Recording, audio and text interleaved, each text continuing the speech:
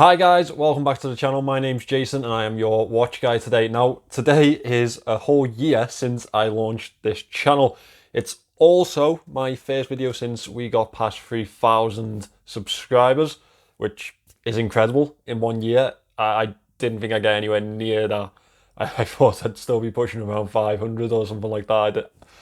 It amazes me that you still watch, to be honest. So today I thought I'd make a little bit of a different video. I thought we would do a Q&A video. Now, you've all sent in a few questions for me, so I'm going to move my way through them. And yeah, this could be slightly long, so maybe go get yourself a cup of coffee. I've also got my laptop on my knee, so if you see me looking down, then it's just because of that. I'm trying to read your questions too. Right, PB asked, I'd be interested in hearing your personal thoughts about what constitutes value for money in watches. What are your long-term goals for your channel, hobby or career? And what 2 or 3 watches do you reach for on a daily wear? Right, there's a few questions in here, so I'm going to take them part by part. Personal views on what constitutes value. So value, it's a lot to do with the specifications of a watch for me. If I can get a watch with a, I don't know, an NH35 movement and a sapphire crystal for 40 to 50 quid, that's good value. Along those same parameters though, you need to constitute a lot of different things as you move along the ladder. So for instance, I have a Larco, which cost me about £200. It's only got my Otter 8 series movement in it, and it's got sapphire crystal, but it's not exactly the most advanced watch. It's not got many complications, but the heritage of Larco really makes that watch very valuable for me. So there's a lot of things that go in there, but usually it's specifications and heritage of a watch, I guess. The next question is, what are your long-term goals for the channel, career or hobby? I don't think I'm ever going to make this a career. Completely honest, I don't see it. I kind of like going to work. I like having that sort of daily routine, and I enjoy my job. So I don't see myself quitting that to take this up full time. I guess it's a hobby, but it's yeah, it is what it is. I guess I just really enjoy doing it. Probably going to continue to just be a hobby rather than a career choice. I don't see it moving to that type of parameter. 2 or 3 watches that you pick up for a daily wear. Well, let me go get them. So my daily 3 wears, you've got to understand that I review watches a lot, so I'm always wearing the review watches, or I'm often wearing review watches. But when I get the break in schedule to wear my own stuff, usually I'll go for, I also work a lot, so I'd pick up my Longines, which is the Hydro Conquest quartz movement. It's just easy to pick up, wear on a daily basis because it's quartz. I don't have to change the time or anything like that. Really like that watch. It's very comfortable too. A little bit more sporty, I pick up the Seiko Urban Tuner. That one is just so comfortable on wrist. That band is ridiculously nice. Again, quartz, so it's solar, don't have to change time. Now, I have been wearing my Zalos quite a bit lately, so I was going to pick that one up to show you, but I don't know where I put it. My son has a habit of moving my watches around, and I think he's moved it somewhere. So yeah. But another one that I've been wearing quite often this week or the last week or so is this really lovely Matthew & Son Irukandji. Absolutely fantastic, that purple dial. Yeah, I really like this one. It's very comfortable on wrist. Yeah, they also sent a stainless steel bracelet. I'm going to have to put that bloody pay promotion thing in now because they've sent me that for free. Yeah, I'm going to review that one very soon. My schedule's a bit hectic at the minute, but that will be along very soon. Finally, PB asked, what makes Jason tick? I don't know really. I guess, I don't know, I'm just pretty basic. I work, come home, see the family. Yeah, that's about it. Work, home, family, watches. Yeah, that's pretty much me at the minute. Obviously, we're still in lockdown in the UK, so I can't do much else. The Town Watch threw a question in. He's actually thrown two in. What do you think is the best homage company out there today? Do I think they should start making their own designs? Personally, I think value and everything like that thrown into one. The best homage companies are probably the AliExpress based ones. You've got to think Pagani Design offer a lot for the money that they charge.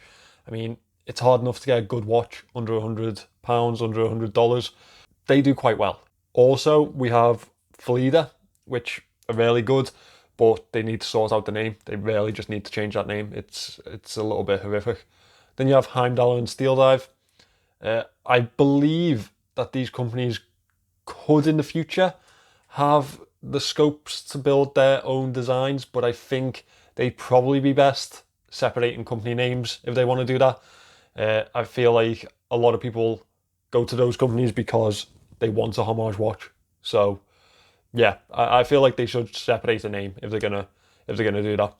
He also asked what my opinions on the Ball Watch Company are. I think they're freaking fantastic. I like the watches. Yeah. Now Phalo, I think it's Phalo, F-E-L-O, Fellow, has asked, well, he said, "Hello Jason, what are your 3 favourite microbrands and reasons?" Zalos, because of the quality that they offer for the money. Matthew and Son are doing really, really nice watches at the minute. I quite like them. I'm a fan of what they post and where they're going. Also, we have Swiss Watch Company. Now, I think they do really well.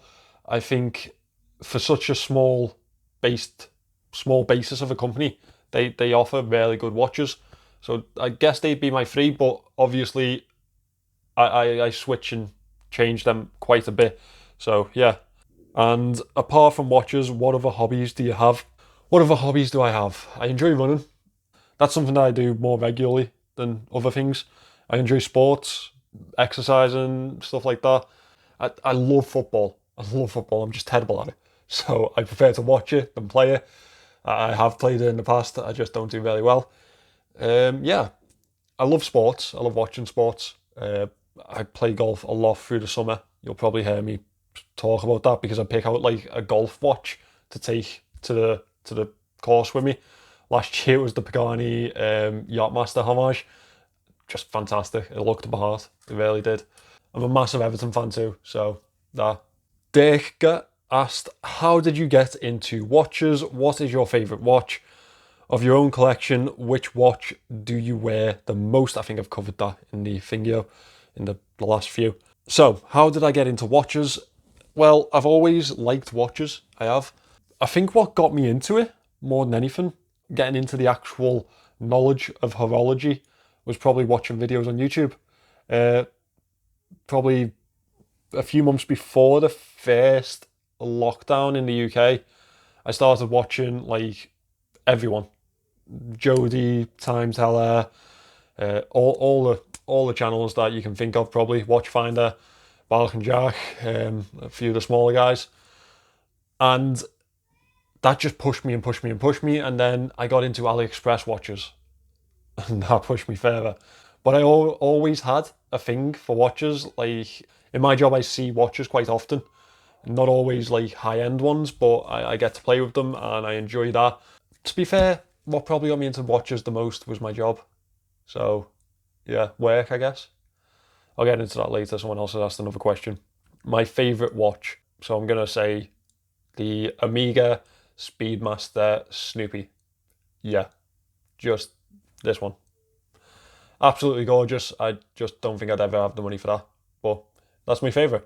Mr. Tamagashi Santoku has asked, what's your top 10 list of watches you've reviewed so far? That'd be a long one, so I'm going to shorten it to top 3. Favourite watches I have reviewed so far. Zalos Black Tip, the carbon fibre dial, that was fantastic, absolutely gorgeous. And then I've probably got to go to the Omega Speedmaster, because that's been a grail for me personally. So being able to review that was actually really special for me. I still have Steve to thank for that. Yeah. And then the Oris Aquastate that Chris sent in for me, that was fantastic. That showed me that I could pick up a really nice Swiss watch that does a lot and still consider it quite a good value watch. I mean, I think you can get them for like £1,200, and yeah, they're just brilliant watches, brilliant watches. I'd love to review one of the new ones, one of the new movements. Maybe that's one for the future. My affordable watch collection. Love that guy, Aviv, he's great. If you could keep just one watch in your collection, which one would it be and why? It'd be my Hamilton Khaki Neva Scuba. That's because my girlfriend bought me it and it's quite special to me, so I'd keep that one. Someone offered me my Ultimate Grail watch in exchange for that watch. Would I exchange it or hold on to that watch? I think my girlfriend would kill me if I didn't take the 25,000 Omega watch that I could pick up instead. So I'd pick that one up, I'd sell it, and I don't know, put a deposit on a house or something. But yeah, and then go buy a Navy Scuba again. Brandon Adams asked, is it better to have two $700 homages like Steinhardt, or one Pagani and one $1,200 piece like Oris and Monta? I go for the second option because I think Paganis are really good options in the market. I don't think everyone really appreciates how good they actually are sometimes. And an Oris would be absolutely fantastic. So yeah, I go with the latter. Oris Aquas and a Pagani, I'd take that. Yeah. Subaru 22B555 asked, that's a good username, asked, what do you think would win in a fight between a Kangaroo and a very angry Otter who happens to be sporting a Seiko 5 on whatever the equivalent of an Otter wrist is? I'd go with the Otter, simply because I know a Kangaroo would absolutely destroy a normal Otter, right? But if this Otter has got the intelligence and the know-how to get a Seiko 5 onto his wrist, and he's picked Seiko, he's up there, you know what I mean? So I reckon he's probably smart enough to also pick up a rock or a stick, a knife. Yeah, I go with the Otter. Chris C, he's the gent who actually lent me the Oris and a few other watches actually. Do you have a good recipe for Scouse? No, I don't. My nan has the best recipe for Scouse you can actually come across. It's just amazing. She'll make a massive pot of Scouse every couple of weeks, and I just sit there, me, my brother, my dad, we all just sit there eating bowl after bowl after bowl. It's absolutely gorgeous. Madge has got that down. If you want, I'll ask her for it. Send it over for you, Chris. Dave Mack asked, a Marmite butty or just a butty? I am not touching Marmite for whatever sort of money you ask me, like a butty. Thank you. Neil White asked if you had £100, £200 or £500, which piece would you buy at each limit? At £100, I'd probably go with something off AliExpress. Maybe a Pagani GMT, Parnas GMT. You'd have some change there too. Also, another good option would be a G-Shock DW5600. That'd be fantastic. Yeah, G-Shock. I go with the G-Shock. Under £200, that gets a bit more competitive. I think you can actually pick up the blue one of these quite often for around £211. So I go for that, using the change from the first one. I know I'm cheating already. £500, I pick up that Zalos black tip carbon dial. It's, yeah, incredible. And for £500, you could probably get one of them now. The Bold Watch Collector, he also has a channel if you want to check that out. He's a great guy too. Who is your favourite Rocky villain? See, that's a tough one, because the obvious one is Ivan Drago. Because you kind of feel a bit sorry for him at the end, because the Russians are kind of just using him. And, you know, he's basically just an experiment. His entire life's been an experiment. And he kills Creed. So, you know, he's obviously the only one in the series that kills someone. Yeah, probably Ivan Drago. Close second is Clubber Lang.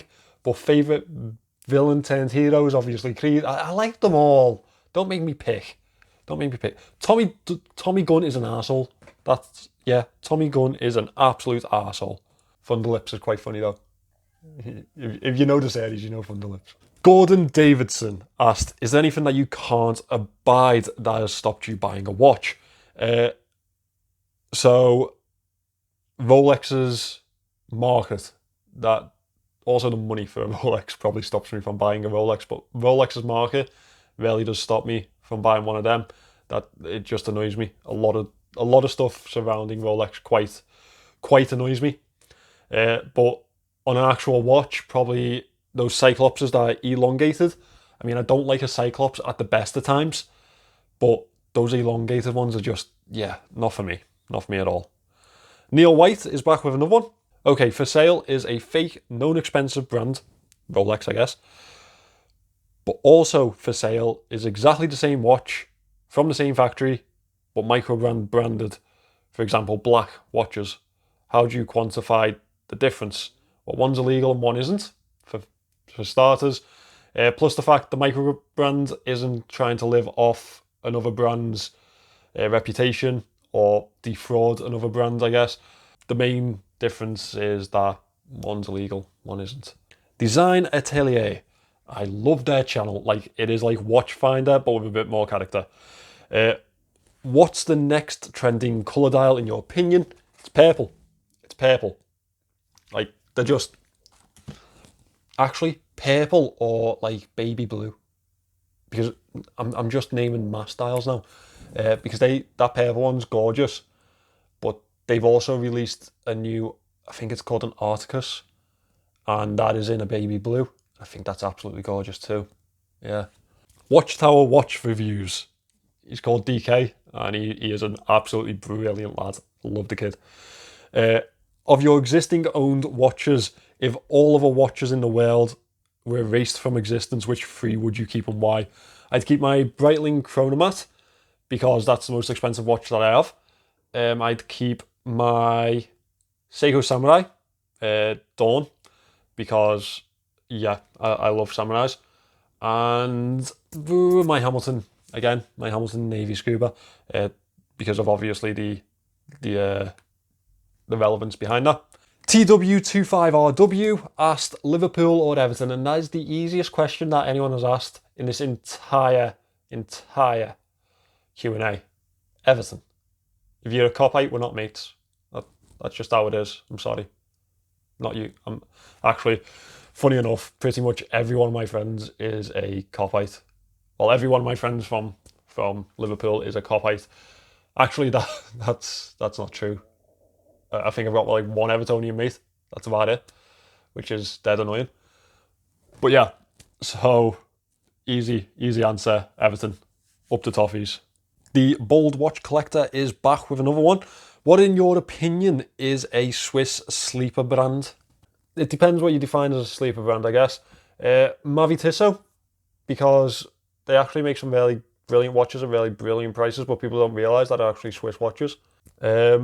Omega, and I know that's not a sleeper because everyone's onto Omega, but they do amazing things for the price of their watches, and I don't feel like they get the respect that they deserve in the market. Yeah, I'd go with those two on either side of the plane, personally. TW25RW is back with another one. What is your opinion on Chinese Mingzhu movements? I actually think there's something to look out for, because they're offering amazing value to watches, and to be honest, the ones that I've experienced are actually quite good at keeping time. It's something to watch.